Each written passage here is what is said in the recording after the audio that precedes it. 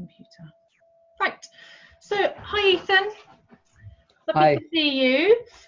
Thank you for meeting up with me on Zoom today. I think the last time I saw you was back in December at our Christmas drinks. Yes, that's correct. Which is, it's gone very quickly, actually. I know, it's gone so quickly.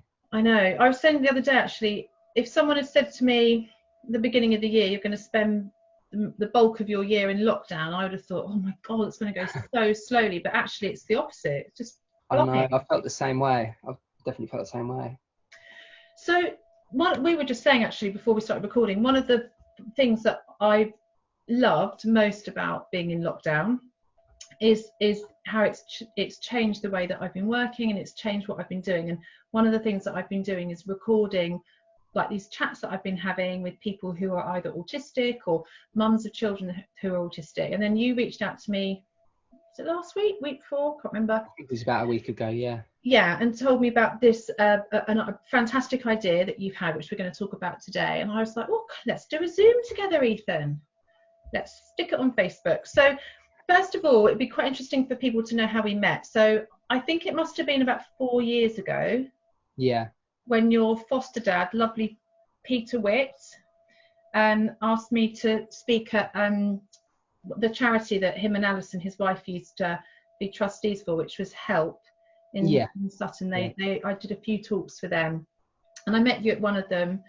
And I think at the time you must have been maybe in your first or second year at university. Yeah. So I was studying politics and sociology at the University of Surrey in Guildford, and I've graduated now. Now I'm doing a master's in social work at Kingston University. But yeah, back then that's what I was doing, and I was just helping him with the charity really, and going to watch some of their guest speakers like yourself, and it was really amazing. And I guess kind of watching people like yourself give those talks kind of inspired me to want to do it as well. So that's kind of led me on to, starting this social enterprise. Yeah, and I think so. The social enterprise is Smith and Spoon Talks. Yeah. Can you tell us a little bit about that? Yeah, so essentially Smith and Spoon Talks is a social enterprise that I decided to start up with my best friend Josh Spooner. He's a key worker, mentor, motivator and personal trainer. And we kind of decided to start this organisation because we wanted to share our personal stories going through the education system, kind of talking about what worked for us in school, what didn't. And we both had quite negative experiences, but we also had positive end results once really we left. Positive, yeah. And what we aim to do really is talk about how we got to where we are now, kind of with an aim to inspire audiences and give them a sense of hope. We give a lot of talks to parents who might have children with ASD, ADHD, other emotional behaviour disorders, and it's really to help motivate them if they almost feel like they want to give up, or that they've lost motivation and they need that extra spark. That's kind of what we try to aim to do, really. Because what we haven't said yet is that you are autistic. Yes, so I'm autistic. I'm also a care leaver. I went into foster care when I was 12 years old, which was quite a massive change in my life. Before going into foster care, I was actually misdiagnosed with ADHD in my primary school years. So this was a really hard time for me because I used to get bullied. I used to behave very differently to other students in my class, and I never knew why. And when I got this diagnosis of ADHD, it was almost like a label which was, it was the incorrect label, right? So I couldn't associate with some of the behaviours that perhaps people at CAMS were telling me that I would present. They'd say, Ethan's getting kicked out of classes, having fights in school, things like that, because he's hyperactive as part of the ADHD, when it wasn't really that at all. It was, I couldn't communicate very well or socialise with students my own age. So this hyper behaviour that was coming out was kind of a result of my inability to mix with my own peer group. And a lot of the teachers as well wasn't kind of clued up on ADHD or autism, so they were in a position where they didn't know what to do to support me, and I think that also made it quite difficult. Yeah, and I think actually, sadly, Ethan, I think what you've described is happening so often, that young people are either misdiagnosed or just not diagnosed and then wrongly labelled. So like you say, they're labelled as naughty or defiant or troublemakers, and they're not. They're just completely misunderstood. And yeah, one of the things that I feel so passionately about is we've got to increase awareness of autism and ADHD and other neurodivergent conditions in schools, because teachers are not going to get through a teaching career now without teaching a child that's got who's autistic or got ADHD or all the other conditions that exist.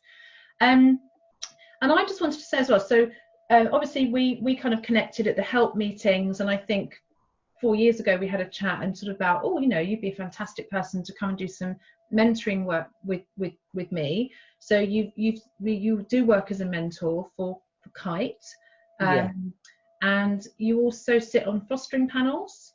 Yeah, so I sit on fostering panels, kind of representing the perspective of care leavers. So what fostering panels are about is when people who want to foster looked after children, when they go into foster care, they have to go through quite a tough but detailed interview process. A social worker will carry out a life story assessment of everything that has happened to the foster carers in their lives, their employment, their finances, their upbringing, absolutely everything. And what happens is when this report is completed, it comes to a panel discussion as a case, and you'll have a group of people, maybe 6-7 people, all from different backgrounds. You might have someone from school or education, someone that's a psychologist or a health professional. You also might have retired social workers, but they also, a lot of them also want care leavers, because we're people that have gone through the system. Absolutely. And can offer a very different perspective. That's one thing that I do. The other thing with the mentoring for Kite is also been, it's just been such an honour really to have that opportunity to support other young people who perhaps have gone through what I've gone through. I've mentored young people that have not wanted to go to school because they suffer from significant anxiety, and I can relate to it, so I feel quite passionate about doing mentoring really. Yeah, and I think your passion for what you do is so evident, and you and Josh spoke at the conference that I put on in September, and all the talks were amazing, and it was just such a fantastic day. But when you and Josh finished speaking, Ethan, I just felt the mood in the room just totally lift. And I think what you did that day, you and Josh, in half an hour, you gave those parents so much hope. You were both very honest about the difficulties and the challenges that you faced when you were younger.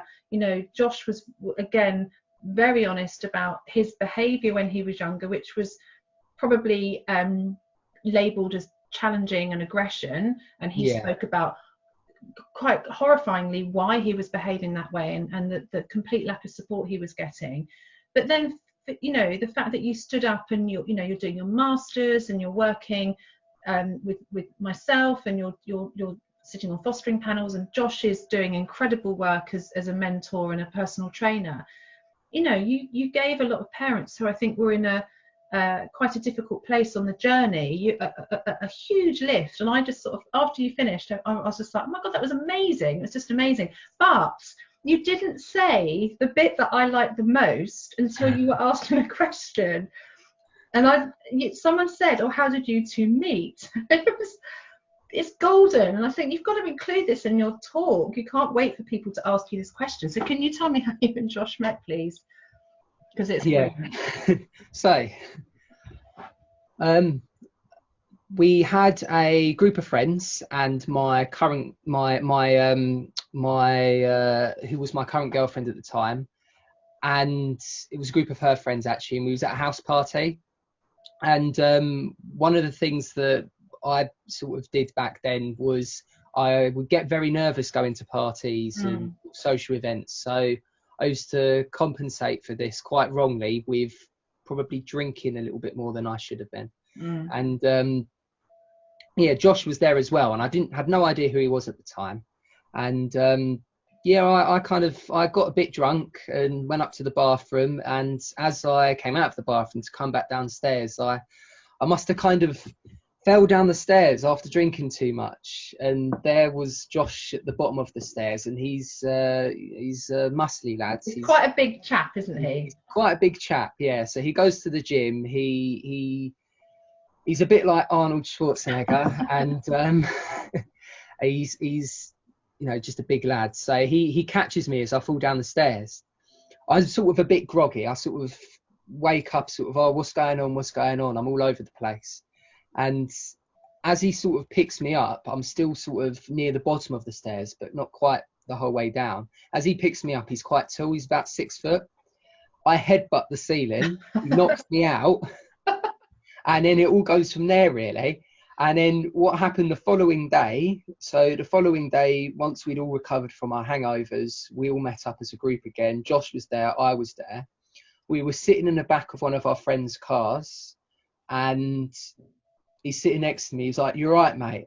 And I was like, "Yeah, I'm good, thank you." And he was like, "Do you remember me?" I was like, "No, who are you?" He was like, "I'm the guy that saved you from falling down the stairs, breaking your neck, and I accidentally knocked you out again." Like, "Oh, okay." And he said, "Actually," he said, "Actually, what actually happened was you fell down the stairs onto my other friend, and you fell onto his shoulder." Oh yeah. And he just had keyhole surgery done on that shoulder.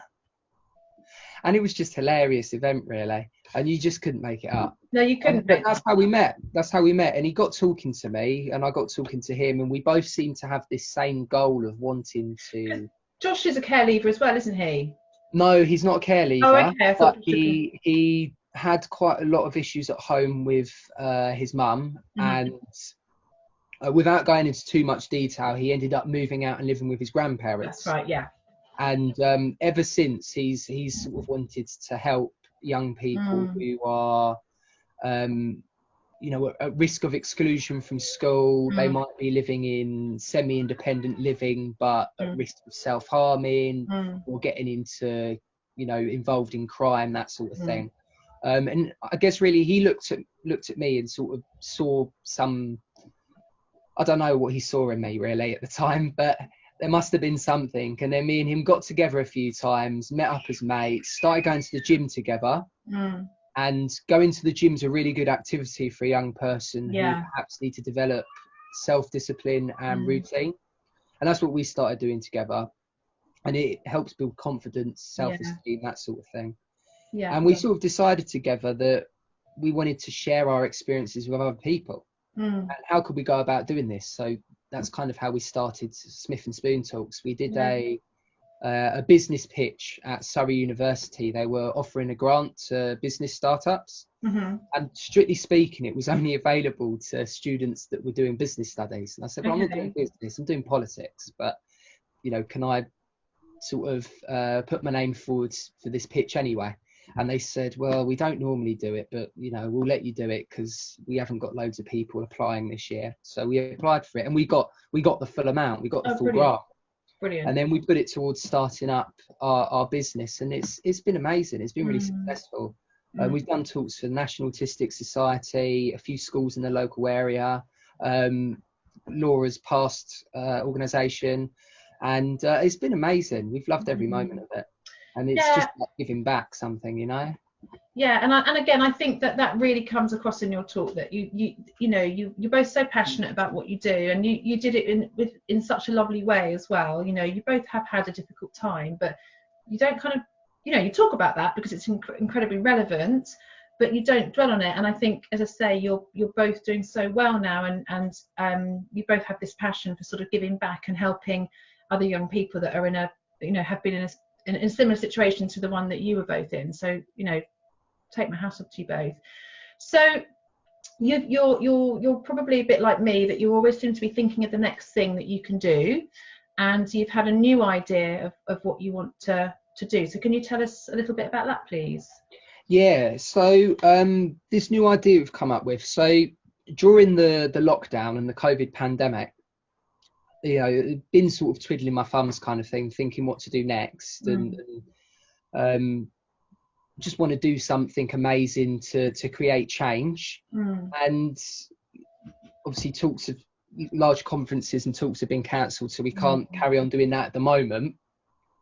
But I spoke with one of my other friends who is very interested in sort of blog writing and doing kind of mini articles about their experience with autism and kind of sharing personal stories, but in a written way.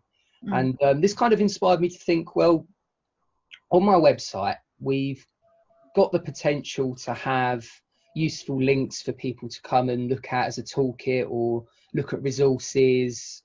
And I kind of thought, well, why not ask people who are interested in sharing their personal experiences, or perhaps people who are working in some kind of profession that works with people on the spectrum, or it could even be parents, or foster carers or teachers. It could be anyone who want to share something personal or share something that relates to one of these topics around supporting young people with mental health. And we want to invite those people to write articles or blogs for us, and we can put them on the website. Brilliant. And kind of turn it into a helpful platform for sharing ideas and experiences that readers can look at and gain a sense of hope from. So the idea of these blogs is to have them to be motivational blogs, people that perhaps have gone through a traumatic experience but come out at the other end in a really positive way, and talking about what helped them. Because we can share our experiences, but it's even better if we have other people on board who also share their experiences, and we can do it all together as a team, and get the message out there that despite additional challenges that can be there because of spectrum disorders and mental health, that with the right support and the right kind of mentoring and coaching, you can still be really successful. And I think that's what it's about, really, is kind of having that opportunity for people to share their stories. I think it's an absolutely brilliant idea. I'd like to write a blog for you. I don't know how good it will be, but I think it would be amazing, Laura, and we'd be more than happy to have.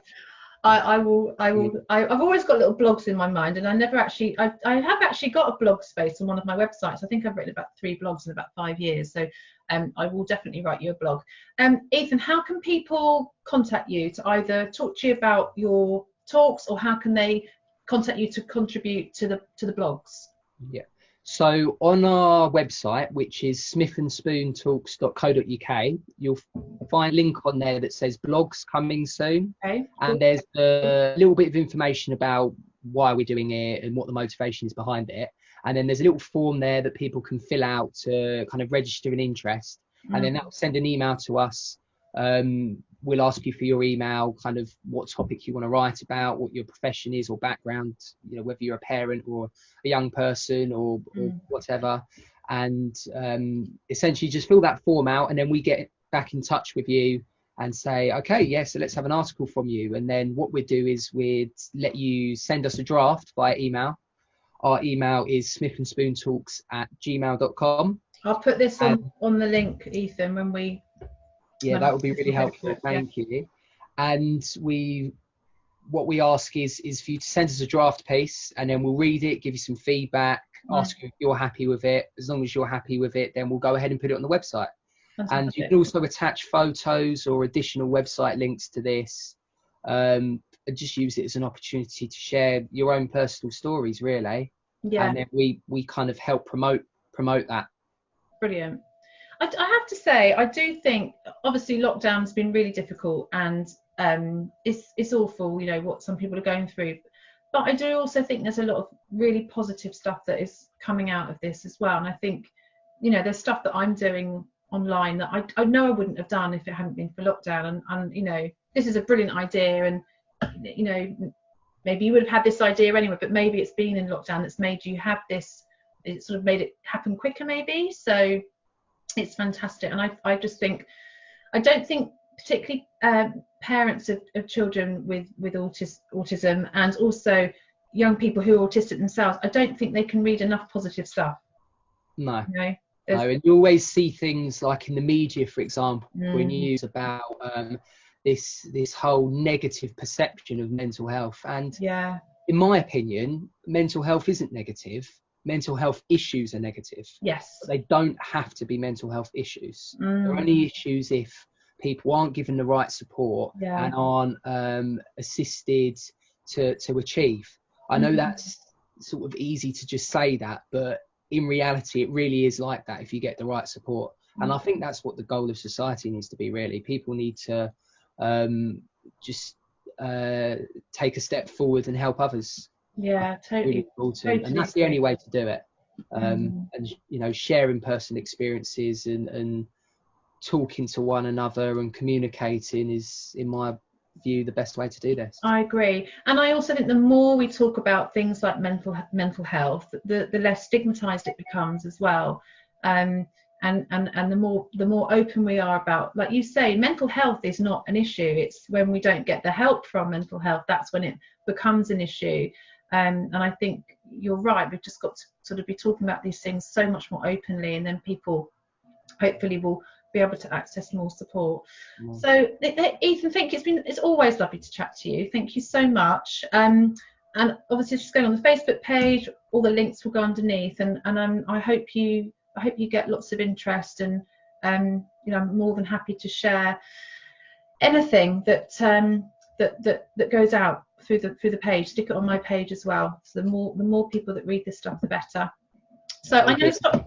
Yeah, no, it will be amazing, but it'll be amazing just because loads of people will read it. So I'm going to stop recording now. So thank you so much, Ethan. Thank you so much. I'll hopefully see you again soon. So I'll just stop recording, so don't go anywhere.